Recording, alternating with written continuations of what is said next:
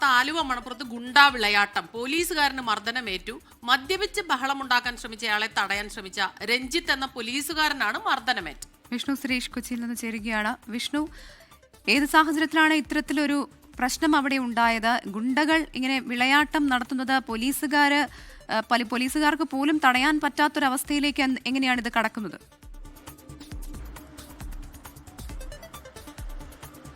Good morning Pravitha. ഇന്നലെ രാത്രി ആലുവ മണപ്പുറത്ത് വലിയ രണ്ട് സംഘർഷങ്ങൾ ഉണ്ടായി എന്നാണ് നമുക്ക് ലഭ്യമാകുന്ന വിവരം. അതിലൊന്ന്, ഒരു മദ്യപിച്ച് പ്രശ്നമുണ്ടാക്കിയ ഒരാളെ തടയാൻ പോലീസുകാരൻ ശ്രമിക്കുകയും ആ പോലീസുകാരനെ രണ്ടംഗ സംഘം ചേർന്ന് മർദ്ദിക്കുകയുമാണ് ചെയ്തത്. രഞ്ജിത്ത് എന്ന പോലീസുകാരനാണ് മർദ്ദനമേറ്റത്. മറ്റൊന്ന്, അവിടെ ഈ ജൈന്റ് വീൽ പോലുള്ള ഈ വിനോദസഞ്ചാരത്തിന് വേണ്ടിയിട്ടുള്ള കാര്യങ്ങളൊക്കെ സജ്ജീകരിച്ചിട്ടുണ്ട്. ചില ആളുകൾ അതിനകത്തേക്ക് പൈസ കൊടുക്കാതെ കയറാൻ ശ്രമിച്ചു. അവിടുത്തെ ഗുണ്ടകൾ എന്ന രീതിയിൽ ഞങ്ങൾ ഇവിടുത്തെ വലിയ ആളുകളാണ് എന്ന് പറഞ്ഞുകൊണ്ടാണ് അങ്ങോട്ടേക്ക് കയറാൻ ശ്രമിച്ചത്. ജീവനക്കാരൻ അവരെ തടഞ്ഞു.